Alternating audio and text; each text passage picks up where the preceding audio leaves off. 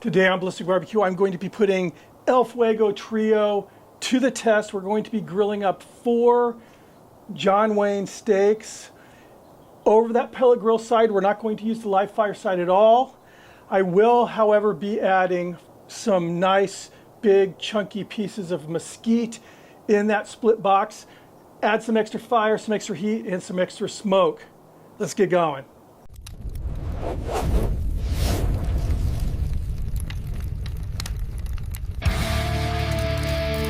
Before we start cooking, big thank you to Lone Star Grillz for sponsoring this video. Let's get to these steaks. So these are what my butcher shop is calling John Wayne steaks. And I went there wanting to buy something that was inexpensive but would eat good, like a nice steak. And this is what I ended up buying.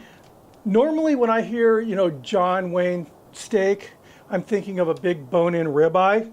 But this is their interpretation, and obviously there's a hook there, it's kind of a cool title. But what these are, they come from the shoulder. They're cutting these from the shoulder, and it looks like they're creating their own kind of version of the blade steak. Normally the blade steak, you can see these all have a seam of pretty soft cartilage going through here. Normally a blade steak is going to be a little bit more narrow, and that seam's going right down the middle. So what they've done is they've kind of pushed it off at an angle, so it's going to eat more like a normal steak. You're not obviously going to eat this cartilage, but you're not eating the bone in a porterhouse either. And right now it's very soft, but it will tighten up, during the cook, and you're not going to want to eat that.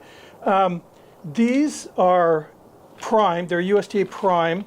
I mean, they're not, as well marbled as a ribeye, but I can tell you this, it was less than half the price per pound than their USDA prime ribeye steaks. So there was a savings. These steaks right here, these 3 are all in that, the 15, high 14 ounce range. This one here is over a pound. This is over 16 ounces. I wish they were all 4 like this, but you get what you get sometimes. So what I'm going to do first is I'm going to hit these. I love this Wagyu tallow spray. I've been using it a lot. So I'm going to go ahead and give these a quick coating with this as a binder, but also it's going to just help with the sear. And then for the seasoning, I'm going with salt, pepper, and garlic. Kind of, Santa Maria vibe here. We're going to be cooking over mesquite. I'm using mesquite pellets, and then again, those lumps of mesquite. So why not just go SPG on this?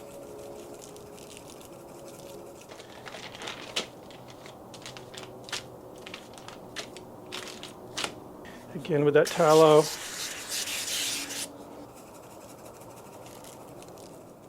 All right, that looks good. I do not have El Fuego turned on yet.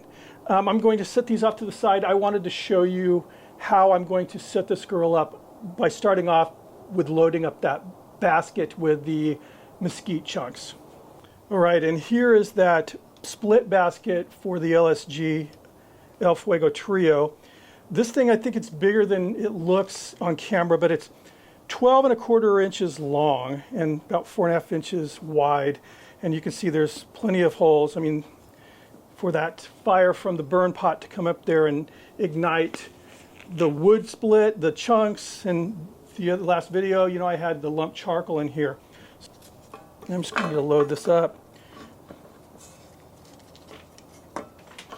I plan on, I'm getting a lot of requests on things people want to see, and I will get to everything. But I've had a lot of people asking about how the searing capabilities. I think I showed a lot of the searing capabilities my last video with those Phil's style barbecue beef ribs. But here I'm just going to cook steaks. And I'm not doing a reverse sear on these. I'm just going to be cooking steaks like you would on a grill. Now I'm going to be doing I like to flip my steaks a lot when I'm cooking, over direct heat like that, and just kind of nurture the crust. I don't like it to leave it exposed to that hot heat for a real extended period of time. But anyway, there you go. That's a lot of wood, and I could actually put a little bit more in here. But let's go ahead and get to the El Fuego and get it all set up. All right, here's that burn pot. There are tabs on the bottom of this basket. with slots cut in them so they fit right in there like that. I'll get that deflector plate in place. This is important because it has these slots cut in here, so it's specifically designed for the fire to come up, hit the plate. It's going to spread out, but the holes will allow the fires, the flame to come out and actually start heating up the grate. Get the grate in place. If any of you are looking at purchasing this El Fuego, I highly recommend the stainless steel grates, especially for grilling. You can work a spatula on this with no problems at all. Next step will be to turn this on.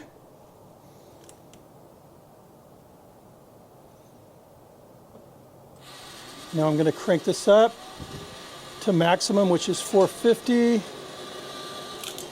Now I'm simply going to allow those pellets to ignite, start burning really hot. I want that mesquite fully lit and engulfed and glowing before we start grilling these steaks. This is going to be awesome. And I said it before, we're using mesquite pellets, and I have those mesquite chunks. Yeah, I'm digging on this. Again, I proved it on my last video. If you haven't seen it, check it out. Using the live fire on the live fire side, and then the pellets combined with lump charcoal, I turned this whole cooking surface into like a Santa Maria grill on my last video. So I'm loving it. All right, and here it is after about 10 minutes. This is blazing hot. So I did hit this with some beef tallow, and the live fire side over here, which is cool right now, I'm going to use that to hold steaks when they're finished. I'm going to be using the Thermopin a lot on this. Here's that big steak.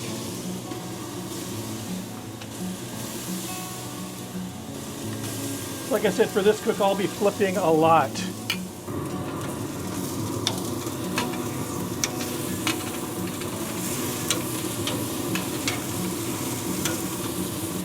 This side here gets pretty hot too when you compare it to other, pellet grills, I guess, with the sear systems, but obviously this is where I'm going to do most of my grilling. It's really hot right over here.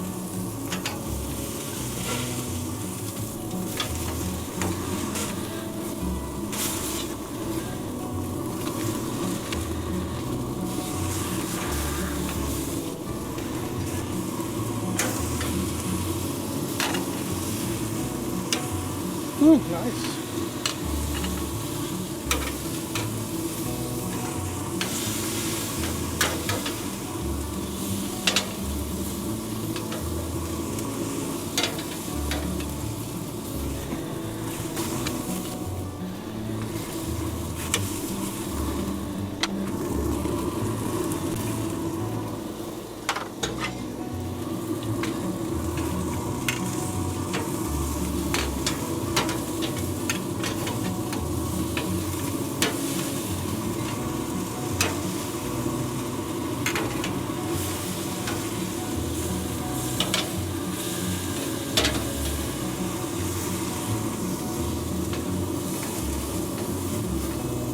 This side's heating up now. I'm getting a nice sizzle on this side.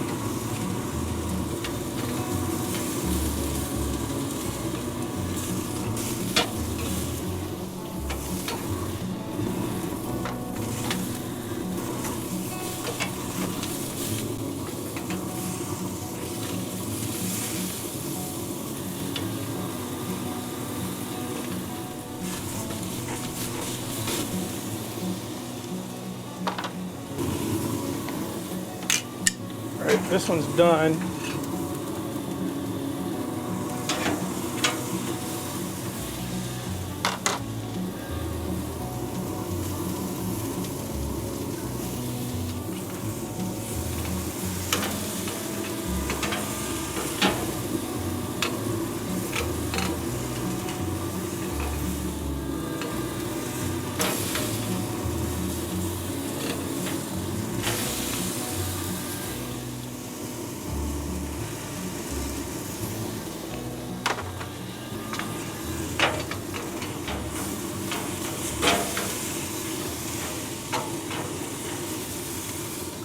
These steaks are all done. What I'm going to do now is allow these to rest about 10-15 minutes.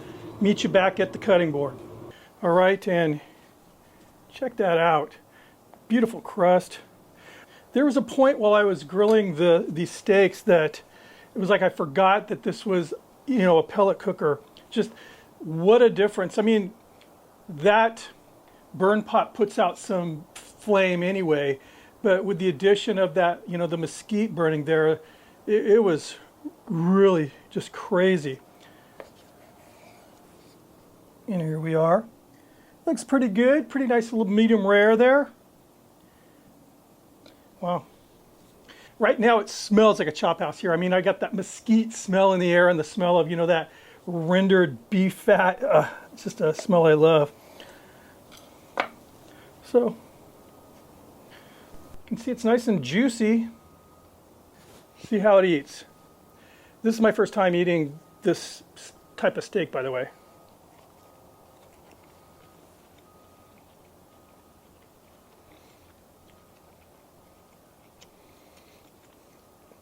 It's really good. Is it ribeye? No, but it's really good. And here's that, you know, that little strip of like cartilage, I guess it is.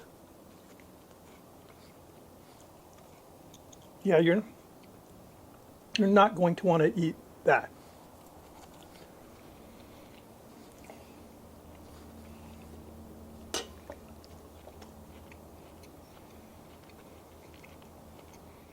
Definitely getting that grilled smoke flavor.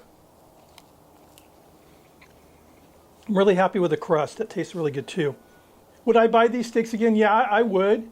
Like I said, I'm a ribeye guy, but you know, like I said, these were, I wanted to see what I could get for a, you know, a lesser price. I didn't want to pay ribeye prices, and I really wanted a chuck eye, which I love, but they didn't have chuck eye, so they suggested this cut.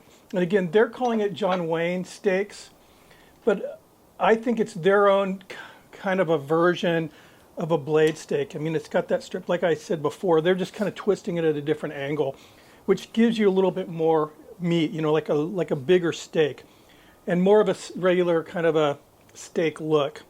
But yeah, it was good. And again, that thing sears. I'll tell you that thing sears. I am absolutely loving this cooker, and I'm being serious. It's so versatile as far as a grill and smoker. Yes, it does not have a rotisserie, but what it does kind of makes up for that searing ability is crazy on the pellet side.